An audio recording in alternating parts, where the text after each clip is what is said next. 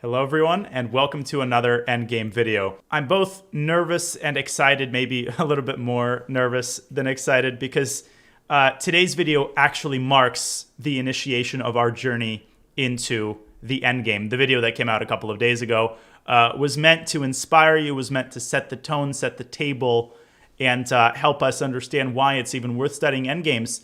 And to help us realize that endgames are worth studying both from the perspective of becoming stronger and also from the perspective of appreciating a very unique kind of beauty that occurs in endgames. But today we get our hands dirty. We begin our journey into pawn endgames, and it's going to be the start of what I hope to be a very productive and very fun journey indeed. So at first I kind of hesitated with what to start, because there's so many concepts to talk about. And I want to remind everybody that the structure of these endgame videos, and I won't keep saying this at the start of every video, I'm just going to remind everybody one more time. We are going to start with a couple of videos that break down the basic concepts of each type of endgame: pawn endgames, knight endgames, bishop endgames, etc. And note that these concepts build off of each other, and that is why we are starting with pawn endgames, because the concepts you have to understand in order to master pawn endgames are really the basic concepts of all endgames. They're all encompassing. And after we examine all of those concepts, there will be a few videos where we put those concepts together and actually learn how to play complex endgames. And I didn't hesitate about which concept to start with, because there is one concept that is the king of all concepts, no pun intended, with respect to pawn endgames. If you don't understand this idea, this concept, then you cannot make any progress toward understanding more complex phenomena. And that is, of course, as you know from the title of the video, the passed pawn. All right, let us begin. Let me switch scenes, and here we go. So the passed pawn is what I would refer to as the basic currency of pawn endgames and of all endgames in general. But again, in this video, we restrict ourselves to pawn endgames. Learning pawn endgames without understanding passed pawns is kind of like trying to learn economics without knowing what money is or like what a dollar is. It's virtually impossible to win a pawn endgame without at some point creating at least one passed pawn. Now let's start, as we always will, with a couple of definitions. And the next couple of the next discussion might seem to you very basic, very rudimentary. You might question whether it's necessary, but I argue that getting the definition down very clearly and understanding, sort of gray area cases and edge cases will really help us maximize our learning process and make our learning more efficient. If we know what we're talking about at all times, then there's no misunderstanding. And because there are so many concepts that are unique to the endgame, I think it's very important to nail down the definition before we go any further. Now, oddly enough, the Merriam-Webster's dictionary has a pretty darn good definition of what a passed pawn is. Passed pawn is a chess pawn that has no enemy pawn in front of it on its own or an adjacent file. Okay, so let's break that down for a second. A chess pawn, we know that we're playing chess, that has no enemy pawn. So in order to determine whether a pawn is passed, you have to look at the opposing pawns, with one very small exception that we're going to get to later, on its own or an adjacent file. What does that mean? That means when you are trying to determine whether a pawn is passed, you look strictly in front of it. Anything that is behind the pawn is totally irrelevant because pawns move forward. So if there's an enemy pawn on the same file in front of your pawn, that has nothing to do with whether the pawn is passed. Let's take a look at a couple of simple examples. You will see that the kings are missing, and that is by design. The kings are going to be irrelevant as we discuss definitions, and I will do this often. I want to pare things down so that there are as few distractions as possible. So which pawns are passed? Assuming these are all of the pawns on the board, which of them are passed? Well, all of them, right? The g-pawn has no obstructions. It can move forward. C-pawn has no obstructions, and neither does the a-pawn. All of the pawns are passed. That is simple enough. Now let's add a little bit of spice. This example might seem a little confusing to you. Always remember, I will help you by drawing arrows to indicate which way the pawns are going. White is going forward. Whichever side we are facing, you can assume that the pawns of that side are going forward. The white pawns are never going to be going backward if we're facing white. Now, which of the pawns are passed here? And reading the definition, you might get a little bit confused. Wait a minute, the pawns are on the same file, but again, that has nothing to do with it because the black pawn is behind the white pawn, and correspondingly, the white pawn is, from black's perspective, behind the black pawn. So all 4 of these pawns are in fact passed because they have absolutely no obstructions. White can push either one of them, and black can push either one of his or her passers as well, right? So very important, you have to look in front of the pawn.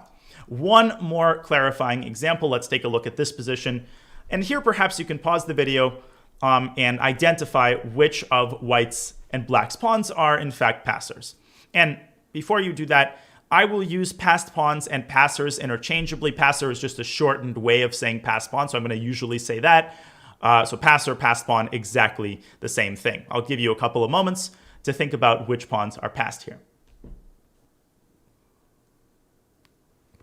And now, the only reason I do this is that I can guzzle down my coffee as I'm making this video. Okay, so let's start with white. Well, is the A pawn passed? At first you might think it is, but in fact it's not. Black has a pawn on the adjacent file, adjacent meaning one file to the right, one file to the left, and the B pawn is of course in front of the A pawn. So when white's pawn reaches A5, it can be captured. That means the A pawn is not passed. The B pawn obviously not passed because, again, black has a B6 pawn that stands in front of it. The C pawn is passed, right? No obstructions in front of it. The E pawn is not passed because there is a D pawn on the adjacent file. And the same goes for the G pawn. There is an F pawn on the adjacent file controlling the G6 square, right? This is simple enough. On the black side, the B pawn is not passed. The D pawn is also not passed. White has an E pawn on an adjacent file that is controlling the D5 square. F7, same thing, right? There's a kind of a reflection going on here. If the white pawn is not passed, then the black pawn is not passed for much the same reason. And the H pawn is black's only passer because there are no obstructions. Okay, so very, very simple here. It's an intuitive definition. The only gray area case, and I did some research on this, is a situation where there are doubled or tripled pawns.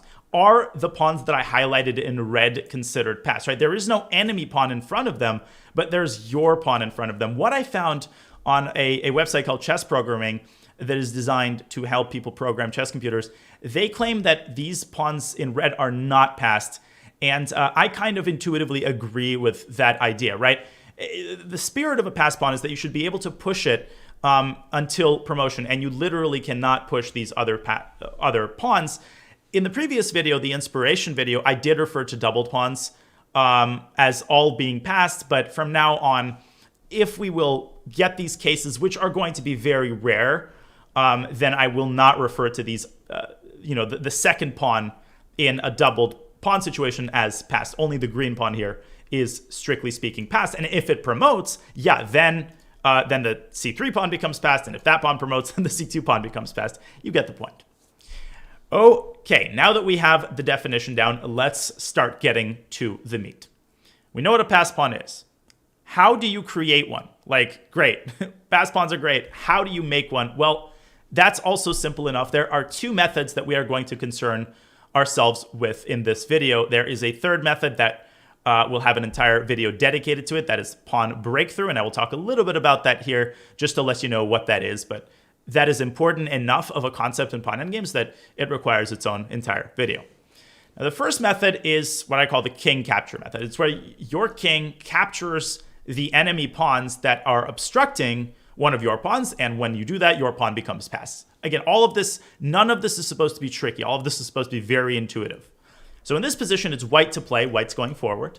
Well, the C pawn is not passed because black has actually 2 pawns that are obstructing its path. So white's king travels toward black's pawns, captures them, and then the C pawn becomes passed. Now, there's a little exercise worked in this position, and it's designed to give you a sneak preview of the concept of pawn breakthroughs. So your task is to tell me whether king d4 or king d5 both win the game, or does only one of them win the game. So pause the video, take a couple of moments to think about that. Where would you go with your king? Does it even matter? And another sip of coffee for me. Okay, so the answer is that you actually have to go king d4 to win the game. King d5 looks like exactly the same thing, but black has a pawn breakthrough here. Black can play the move b4. And this is essentially what a pawn breakthrough is. Also a very simple concept, but simple concept to define, but not to apply. And that's why it'll have its own video. The point is that you sacrifice a pawn in order to create one of your own passers. Now, white can draw the game by taking this pawn, and then you end up with bare kings. The way that king d4 prevents this is that it controls the c3 square. So black can play b4, but it's not going to help because you're just going to capture. This technically is a passer, but you're going to capture it on the next move. Its life will be very short-lived.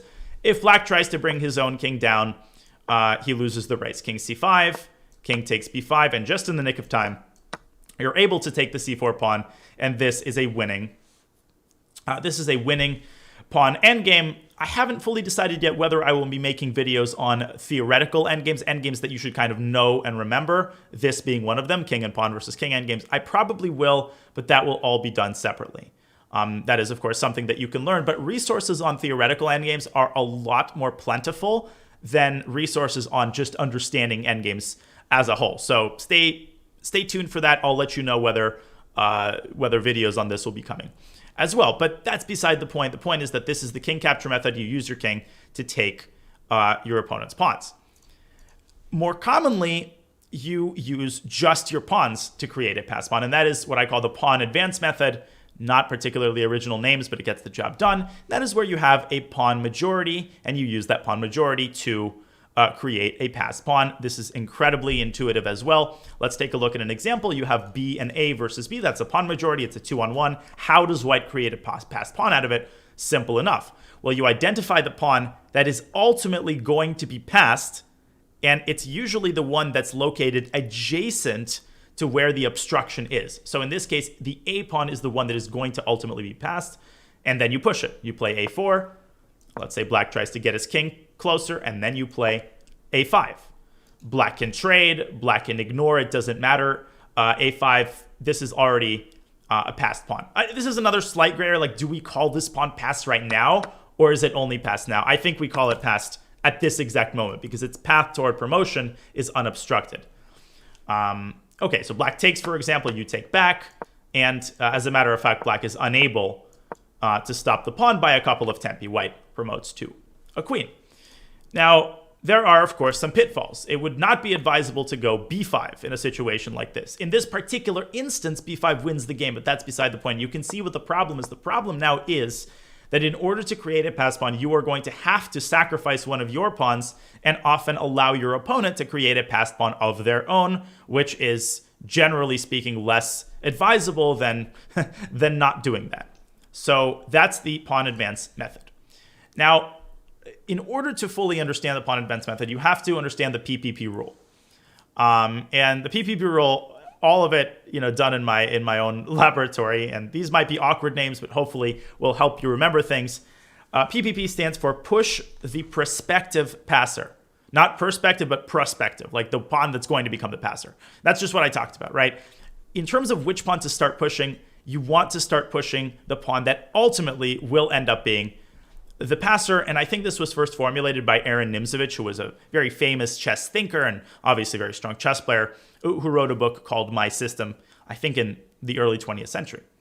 So looking at this position, which pawn is going to become the passer? As I said in the last example, it's going to be the pawn that has no direct obstructions, that has no obstructions on the same file. In this case, it's the G pawn, and so that is the pawn that you push. You go G4. Now, I should have put a king here because it would have allowed me to make more moves. I wanted to pass. Let's say black passes. Then you're going to go either G5. That works. You go G4, G5. Then you bring the H pawn up to H5 and you go G6. Or you can actually go H4 and then G5 and then H5. Now, why doesn't that matter? And what matters in this case? Well, what happens if you play H4 first? Why is that so bad? Well, that's bad because it creates the situation I just outlined. And I've heard the situation referred to, I don't remember where, it might have been in chess.com. I've heard it referred to as the deep freeze, and I really like that name. The deep freeze occurs, for some reason, it's not letting me move the black pieces. That's fine, because I have another example waiting. The deep freeze occurs when when a pawn minority is essentially fully controlling and dominating over a pawn majority. So black will play h7, h5 here. And let me see if I can... oh, actually, no. Yeah, for some reason it won't let me. It's fine. Black will play h5. And as you can see, just like in the other example I showed, white cannot create a passer without sacrificing one of his pawns in this case. Now let's look at a dedicated deep freeze example. Look at this position for a moment. It's white to play. Now, white has 4 pawns, black has 2. It looks like a completely winning position, and it is. But the only thing you have to be careful about is that black's king is clearly very active, and it's very close to white's pawn, so you can't dilly-dally. And a lot of players, and this is perhaps one of the most common mistakes in pawn endgames, so listen carefully. A lot of players understand conceptually the deep freeze, but they still fall for it. So you might look at this and say, well, I need to create a pass pawn before black's king gets to my pawns, and that logic is correct. Well, the fastest way to create a passer is to go g3 followed by h4. No. That is wrong. Black plays g4, and you're caught in a deep freeze where one pawn controls 3. This is a very common type of structure. We will see it again. And amazingly, black actually wins the game, despite white being 2 pawns down. Because if white pushes the pawn, black en passance, and black's passer is much closer to promotion. And if white tries to go after black's king, black's b pawn, black actually just plays king c3. The pawn is perfectly capable of taking care of all of white's pawns, and black is able to dedicate his efforts to winning the b3 pawn by playing the move pawn b4. This is Zugzwang, which we will introduce later as well. The king has to drop back, black wins the pawn, and you can convince yourself of the fact that black wins the game. I wanted to add one little tangent, which is that, yes, as I do the video, you will hear concepts and terms and words that will later have their own dedicated videos. That is to some degree inevitable, right? I can't fully avoid self-reference. I can't fully avoid using concepts that I haven't introduced yet. After a couple of videos, after we get our feet under us, you'll be aware of everything and the situation will not arise again. But just bear with me. If I introduce a term that I haven't talked about yet, I'll try to kind of define it very briefly so you know what I'm talking about. But you should be able to gather everything from context. So very important rule, PPP, push the perspective passer and avoid the deep freeze.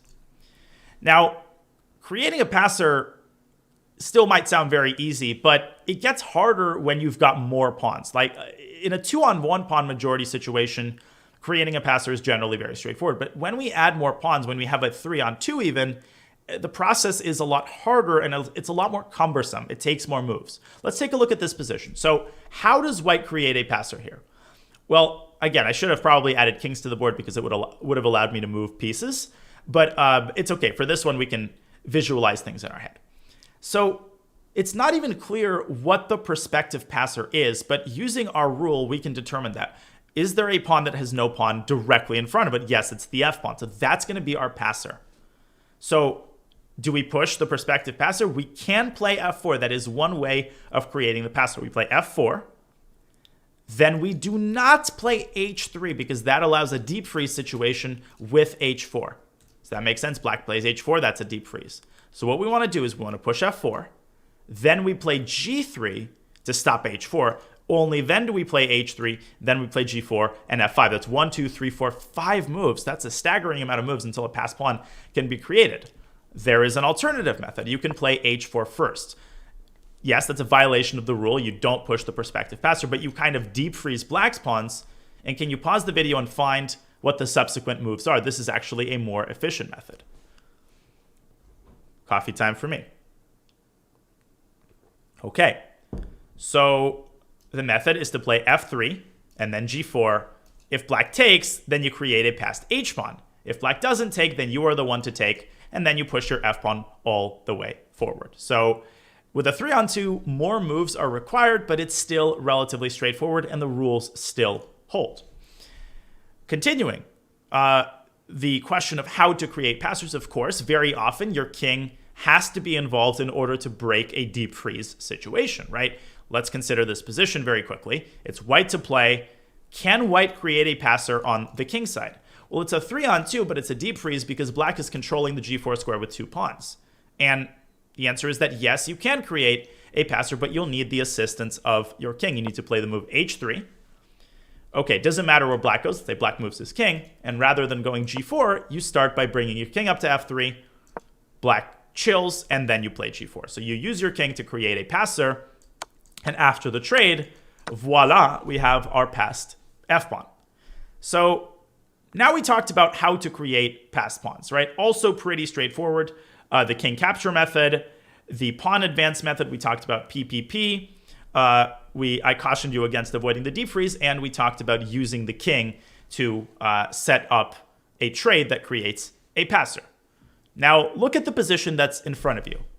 Let's transition to a separate example that is dedicated to that position. This is going to segue us into our next topic, which is going to be to classify passed pawns. Right? Passed pawns come in many different shapes and sizes. In fact, there are 5 special types of passed pawns. You have to understand each and every one of them very, very carefully in order to fully master the concept of passed pawns. Now, obviously, there are passed pawns that don't fall in either of those 5 categories. In fact, most of them don't. But these 5 categories refer to very special types of passed pawns. You'll see what I mean once we start defining them. And the first and perhaps most important type is the outside passed pawn.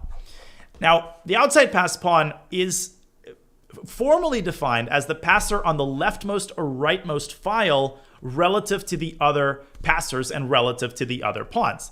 If there's only one passed pawn on the board, then obviously it is by definition a outside passer. But the spirit of the definition is that an outside passer is a pawn that's very far away from the other pawns. And what that tries to describe is that that passer is going to distract the enemy king, and you are going to use your king to walk around and take the pawns on the other side of the board. That is why an outside passer is so dangerous. It is one of the greatest assets that you can have in the endgame. And we will see a situation where both sides have a passer, but because one side has an outside passer, it's just an easy win. The passers are not even comparable in their power.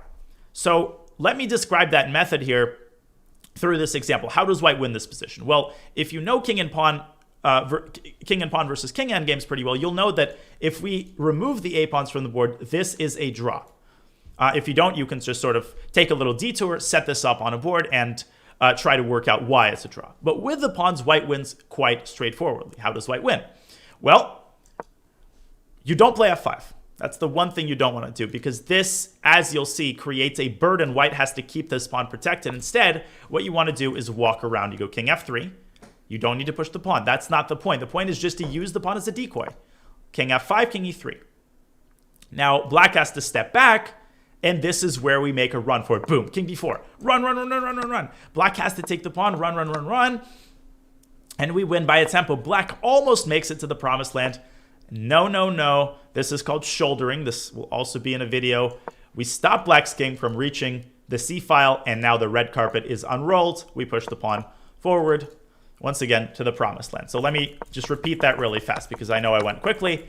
We use the pawn as a decoy, and therefore, the further the pawn is away from the enemy king, the better. That's why outside passers often should not be pushed. Pushing them can often be a very bad idea, because it closes the distance between the enemy king and the outside passer. That's why instead we just walk our king toward black's pawn, and we let black waste time to capture our outside passer. That is one of the most important winning methods in pawn endgames. In subsequent videos where we put stuff together, you will see that method in action. Slightly more complicated example, but the same spirit. Here, we've added a passed pawn for black. Now, currently, definitionally, the c5 pawn is the outside passer because it's the only passer, but that's a meaningless statement. It's a meaningless statement because, as you can see, there's a 2-on-1 that's further away from all of the other pawns. That means white has the capacity to create his own outside passer and win the game. He does that by playing h3. Black has no choice but to play king 5. Now, g4 would be hasty. First, you want to go king c4 and drag black's king back. Now you go g4, and we are already familiar with the situation after king c6. In this case, you do push your outside passer because you have to incentivize the opposing king to leave this side of the board. You can just play g6, and this isn't even close. Black's king is literally not even close. You can just go king c7 and then push your pawn down to promotion. Outside passed pawn, type 1. Type 2 is the protected passed pawn. The protected passed pawn is very self-explanatory. I won't dwell too long on the definition, it's a passed pawn that's protected by another pawn, right? Not by a king, by another pawn. Protected passed pawns are, in many cases, equally or even more dangerous than outside passers, because when you have a protected passed pawn, what that essentially means is that in most cases, you don't have to supervise that pawn with your king. You can use your king to attend to other business. The pawn is entirely self-sufficient. And if the opposing king tries to capture the root of the protected passer, then that pawn advances forward. That's what's so satisfying about that situation. Black tries to take on e3, whoop, you get that f-pawn all the way down the board. A quick example from one of my games. This was a game that I played with white many, many years ago. I was actually 1800 when I played this game. Notice that white is a pawn up, and the fastest way to win this game with white is to convert the d-pawn into a protected passer with d4 check. We have the situation, and now we can use our king to go after black's pawns. We go king b4, king c6, king a5, king b7, and now the protected passer is essentially converted into an outside passer relative to these pawns, and now we use that pawn as a decoy. We go d5, my opponent went king a7, we push it all the way forward, forcing the king away, and we casually take the rest of black's pawns. So a pretty simple concept, protected passers. Equally as self-explanatory is passer type 3, connected passers. Those are two passers that are on adjacent files, also incredibly dangerous. Connected passers can also be connected. I messed that up completely. Connected passers can also be protected. This will be easier to understand once I make the move. So let's take a look at this example. Black has tripled pawns, the worst kind of passers. White has a situation, a 3-on-1, in which you can play c4. And after the trade, you have connected passers. And these connected passers, if you want, can be converted into also protected passers, with a d4 pawn protects the c5 pawn. You already know the mechanism. Black's king has no choice but to go back and forth, because if it takes one pawn, the other pawn marches forward. This is entirely flexible. You can invert this and go d5. That's also fine. Whether you want this or c5 depends on the position, of course. Or you can leave these pawns be. And what's great about connected passers is that they often create kind of a force field that keep the enemy king away. So you don't have to convert them into protected passers. You can keep them in this kind of situation where they are literally adjacent to each other. Now white wins this by just taking all of black's pawns and returning back to supervise and guide these pawns home. Okay, type 4, gap-tooth passers. And I'm kind of proud of this name. I thought for a while about how to call this. I think this accurately represents what these pawns are. These are pawns that are located one file apart. Now you might say, well, that's lame. I would have preferred that these pawns be on adjacent files. Connected passers are where it's at. That's like a straight flush. Guess what? Gap-tooth passers are often not bad either. And the easiest and most effective way of seeing that is to examine a very important position. What happens when you have a gap-tooth pair just against an enemy king? It might seem at first sight that black's king will be able to just take both pawns at the same time because they're not able to defend each other, and yet that is an illusion. White actually wins, and these pawns are able to be self-sufficient in much the same way that connected and protected passers are. What does white do here? White can actually, well, the simplest move is to play a3. You set up a situation where the pawns are one rank apart. If black goes after one pawn, whoop, the other pawn pushes. Can't take a3 because white promotes. Okay, I'll go around, I'll take this pawn, okay, no, we made a mistake, we played king f3. What we need to do, the moment the king reaches one step away from taking the pawn, the other pawn pushes, a4. And after king c5, you know the mechanism. You play a5, again, they're one rank apart. Again, the black king can't take c4. And the process keeps repeating. Don't forget to play c5, c6, and we keep approaching these pawns with our king, and we win the game at this point very easily. So gap-tooth passers can be a great asset as well. Well, what if we widen the distance between the gap-tooth passers? That leads us to type 5, and that is one of my favorite types. That is trousers. And I introduced it in the previous video. Trousers, you can also call this pants. It's a term that I've only heard in sort of the Russian chess lexicon, штаны, and trousers are incredibly fearsome. Like two pant legs, these are two pawns that are located 3 or more files apart. And most of the time, we will use this term to refer to pawns that are basically on opposite sides of the board. This is often the most overpowered kind of passed pawn situation because Obviously, the king cannot run to both directions at the same time. And so in terms of making a queen, this is often the safest method. We make one passed pawn, the king tries to stop it. We can even push this pawn to g5, and then we make the other passed pawn. And we have a trousers situation. The king cannot stop both at the same time. If it goes one way, you push the other pawn. If it goes the other way, you push the b pawn, right? King e6, g6, king f6, b5, you get the point. You generally give one of the pawns away. The other pawn promotes to a queen. And those are the 5 types of special passers. A lot of what we do, a lot of what we discuss is going to revolve in one way or another about the sort of axis of these 5 special types. So you have to master them, understand them, and of course you have to see how they fit into the framework of pawn endgames, and that is what the later videos are going to be dedicated to. What we're going to do now is examine a couple of interesting examples, relatively simple examples, where these passed pawns, where these types are used, and where we can see the different methods of creating passed pawns. But first, let me reiterate the different types. We have the outside passed pawn. Let me see if I can remember them. We have the protected passed pawn.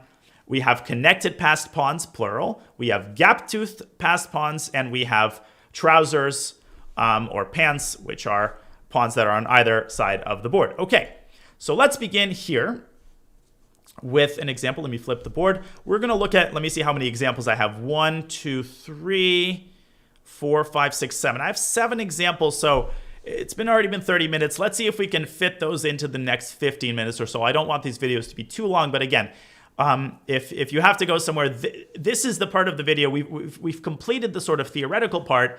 Now we're going to do a little bit of practice. And again, I want to reiterate here that these examples you're about to see are relatively simple.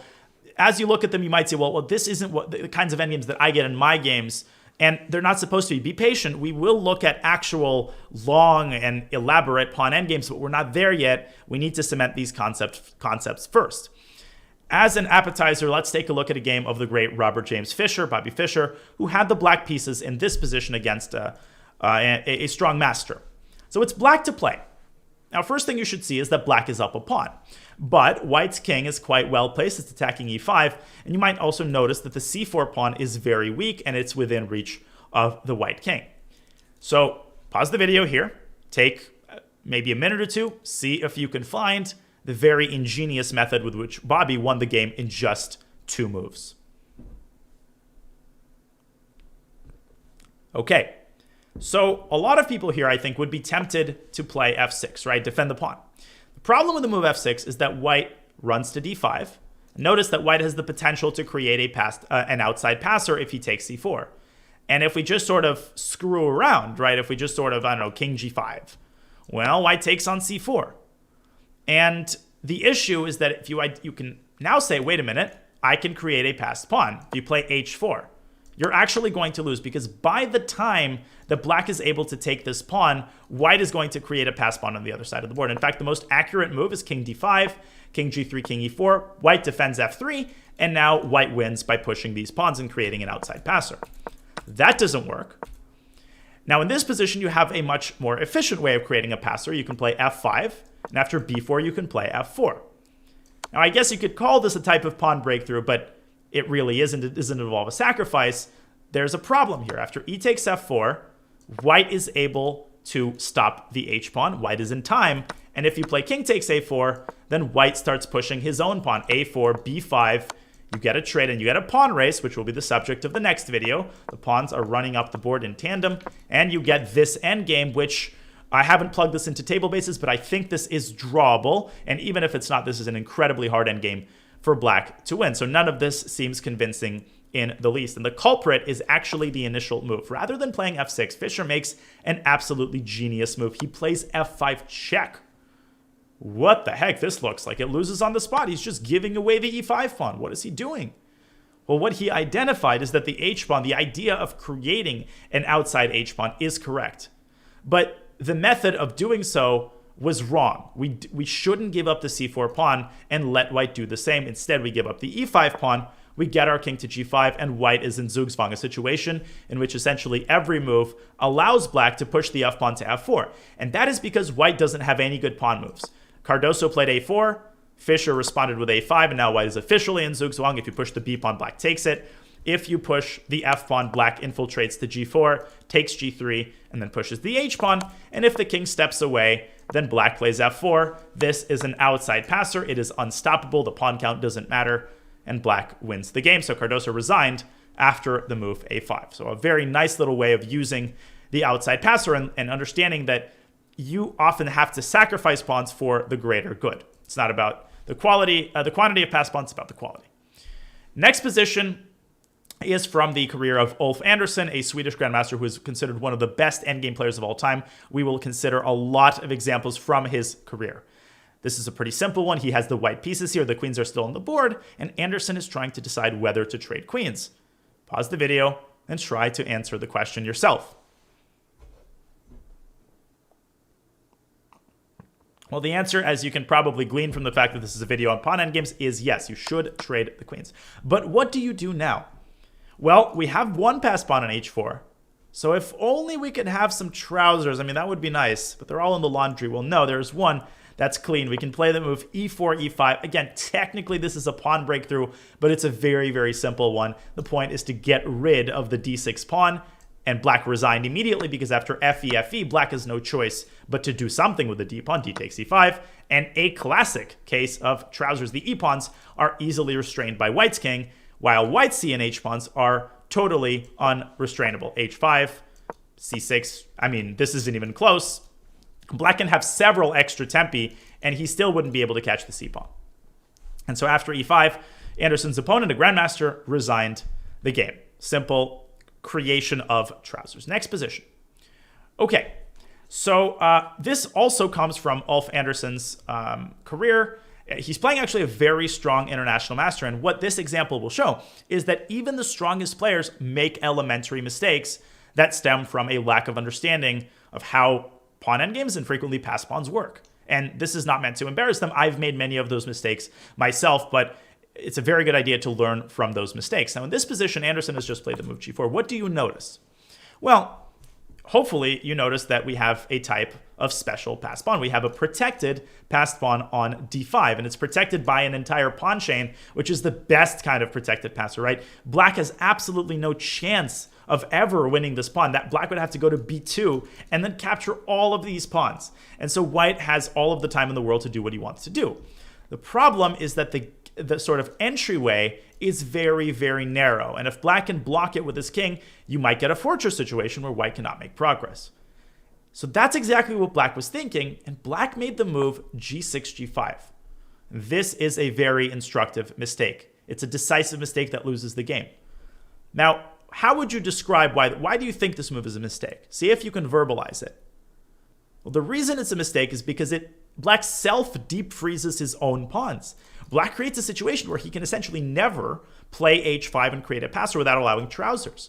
That unties white's hands and allows him to make inroads through the center. The correct move was, in fact, to create an outside passer, and we have an epic battle here of outside passer versus connected passer, and as it turns out, this battle ends in a draw. It may seem, particularly to those who are experienced in the endgame, that white is winning. Why might it seem that white is winning? Well, you might think, okay, we're going to go king h3. We're going to drag black's king back as far away as possible. And now we're going to use the decoy method. We're going to play the move d6, drag black's king toward the pawn, and use our king to essentially shoulder the black king all the way out of his position so that we can then take the pawns. This is a method that you will become intimately acquainted with in a subsequent video. For now, I'm going to kind of gloss over it, and you can slow the video down or watch this part over again to convince yourself that this is a pretty simple method. So black has to stop the pawn. We take h5. Black takes our d pawn, and using opposition, we keep pushing the black king away, right? King d7, king e5, king c6, king e6. We're pushing the king away, pushing the king away. And I'm sure the black calculated up to this point and thought, I'm lost. I'm going to lose the c pawn. And technically, that's not wrong. But do you see the amazing method that black can use to save the game? This is absolutely brilliant, and it's a very, very important concept. Pause the video, and really, I want everybody watching the video to find how black is able to save the game.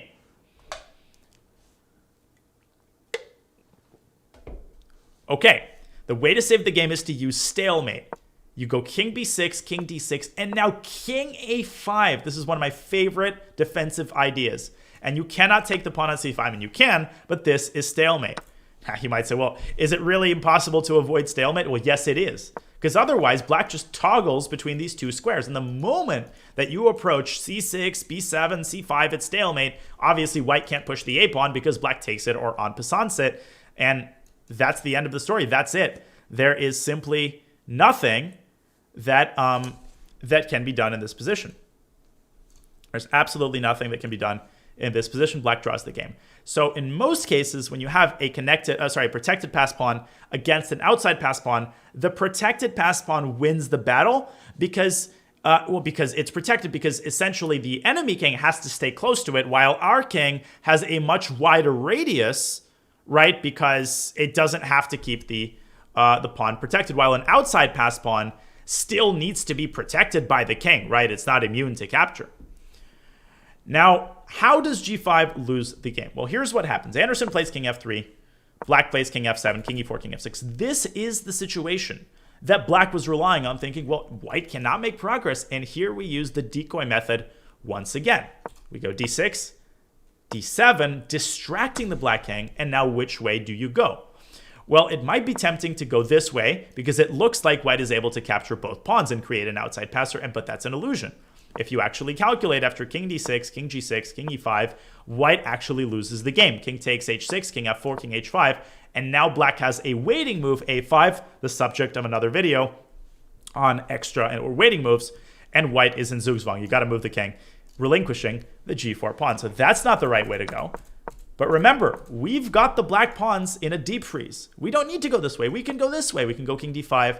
This pawn is perfectly capable of taking care of the other two pawns. White simply takes on c5, and now it's time to simply push our passer. That's it. We don't have to pay attention to the king side at all. And if black plays h5 and g4, we can just stop the pawn.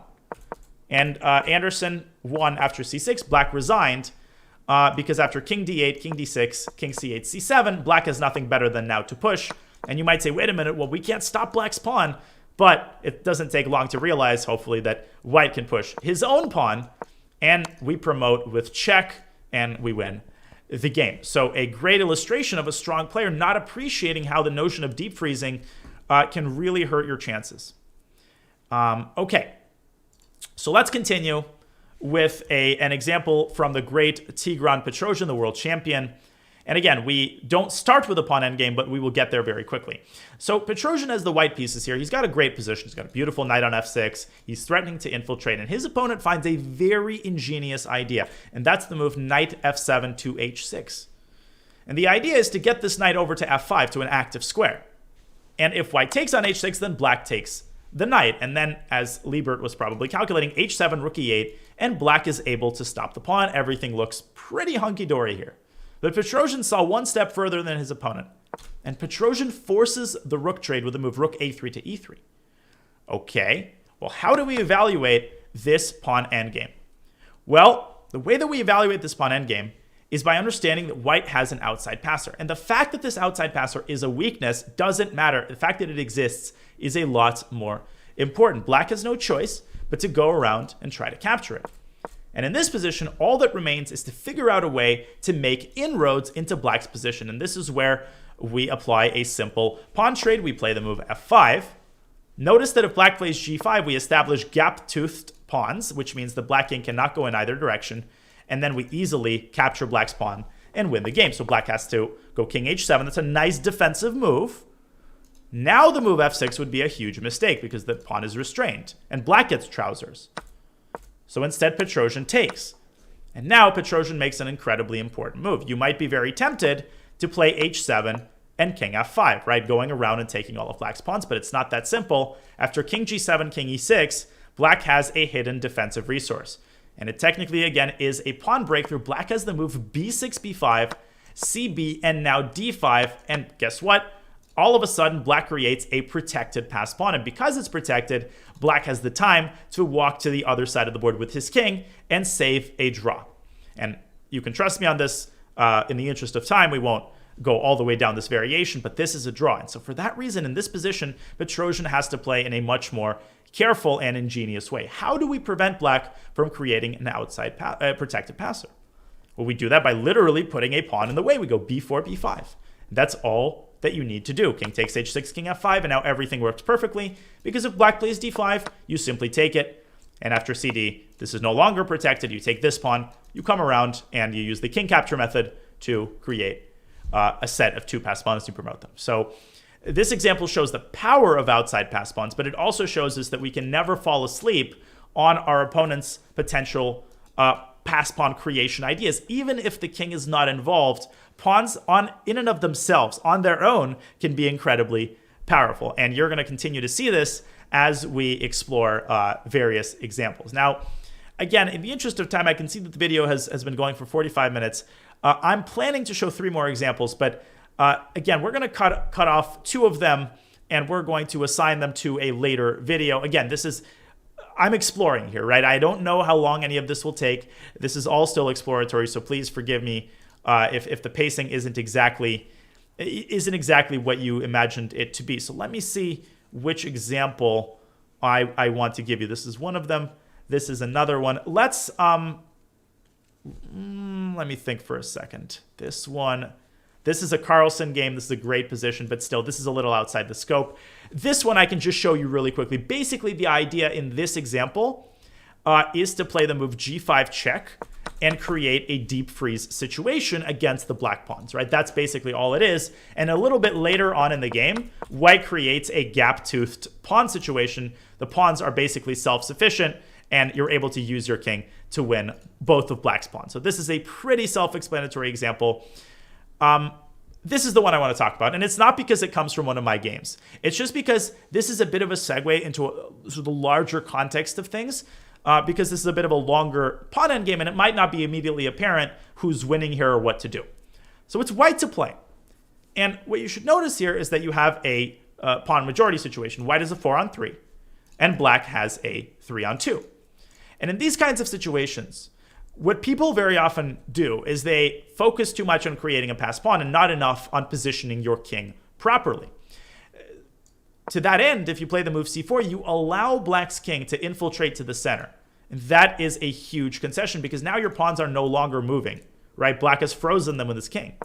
Instead, it is crucial to first play the move king d4, stopping king e5. My opponent starts pushing his pawns. I start pushing mine. I play c4, and my idea is, of course, to create a pass pawn and then to distract black's king and walk over to the king side. And that's basically exactly what happens. b6, stopping c5, so we reinforce the threat b4. Black plays a5, we trade, and we go c5. This is all very simple so far, but after a4, the critical moment arises. So the tempting idea is, of course, to play d6, right? Create the pass pawn, king e6, distract black's king, and it looks like white's winning, right? At first sight, it looks like we're going to take all of black's pawns, but this is where pawn endgames are often so deceptive, right? You can't forget about the fact, again, that pawns can be self-sufficient. And the problem is that if you go king g6, you allow black now to create an unstoppable passer. And if you waste time with the move h3, then black is basically in time to take this pawn and win the pawn race. You can trust me on that. And so amazingly, it turns out that this entirely natural move, d6, turns out to be a mistake. And instead of this, we have to violate a rule, right? Understand that everything I say is to be taken in context. And one of the beautiful aspects of endgames, in my opinion, is that sometimes the rules have to be bent or violated. And in this case, what I realized is that I need a pawn that's as far away as possible from the king side. That's the only way I can properly distract black's king. So the correct passer here is not the d pawn, and I've been telling you this whole time. The prospective passer is the one which has no direct obstructions, but here you need to use the method of king assistance to create a passed c pawn, and therefore the correct move is c6. Now this threatens a simple pawn breakthrough. It threatens d6 followed by c7. Black's king has to move back, and here you already reap the fruits of your labor. You get your king into e5. Now you freeze black's pawns with h3. And it turns out, funnily enough, that you don't even need to create a pass pawn. The threat of creating a pass pawn is what you need. This already forces black's king back, and that's all you need. Now you go king f5, And now you're in time to capture all of black's pawns. And by the time black captures your pawns, you get a classic outside passer situation. My opponent resigned here because this is simple enough. After king d5, you go king f5. And what's funny about this is that you don't win this in the traditional method. You win this, and this will segue us nicely into the next video. That's why I ended with this example, because we have a pawn race. Who wins the pawn race? Well, white wins the pawn race, only because we promote with a check. And you might say, whoa, how did I see all of that? How did I know all of that? You'll have to wait until the next video on pawn races, where I will explain everything about these types of endgames where both sides have a passed pawn and there is no king activity involved. The passed pawns are just marching forward to promotion. How do you be the one? How do you make sure that you're the one to win pawn races? So this is a great example of where it's all about creating a passed pawn that's as far away as possible from the pawns that you ultimately want to capture. And these are the examples that I want to show in this video. I will carry the other examples over to a subsequent video where we will kind of put everything together. Oh my goodness, what a whirlwind journey we just went through. We're 50 minutes in, so if you're still here, if you're still watching, I really, really appreciate it. Now, this is on the longer side, and this gives me important context as to how to pace the subsequent videos. A little summary. What did we talk about? We defined passed pawns. We talked about what they are and what they aren't. Passed pawns, pawns that have no enemy pawns in front of them or in front of them and adjacent on the file adjacent to them. That's simple enough. We discussed several methods of creating passed pawns, the king capture method in particular, and the pawn advance method, where you use pawns to create passed pawn. We discussed the PPP rule, push the prospective passer much of the time. We discussed the dangers of allowing a deep freeze where one pawn or a pawn minority is essentially dominating a pawn majority. We discussed how hard it can be to create passers in a 3-on-2 scenario, but the fact that the PPP rule mostly still applies.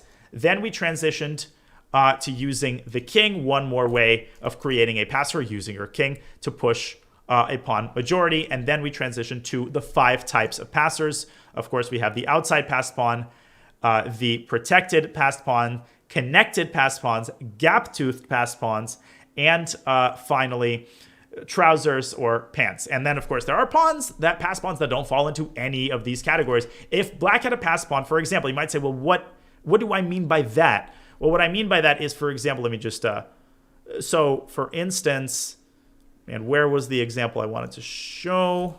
Not this one, not this one. I think it might be this one. No, not this one. It's this one. So the C5 pawn in this situation is neither, right? It doesn't fall into any of the types. It's not an outside passed pawn because it's much closer to the other pawns, right? So most pawns are like the C5 pawn. And that's why you have to isolate and understand each of the 5 types. So remember the 5 types: protected passed pawns, connected passed pawns, trousers, and then we moved on to application. We examined several cases. In the Fischer game, black demonstrated the importance of outside passed pawns. In the Andersson game, white created a trousers situation. In the Andersson second game, black failed to appreciate how dangerous the deep freeze can be. In the Petrosian game, white again used an outside passed pawn and then blocked black from creating a protected passed pawn. And finally, in my game, I kind of violated the rule of passed pawn creation. I realized that I have to create a passed pawn that's as far away as possible from the other pawns.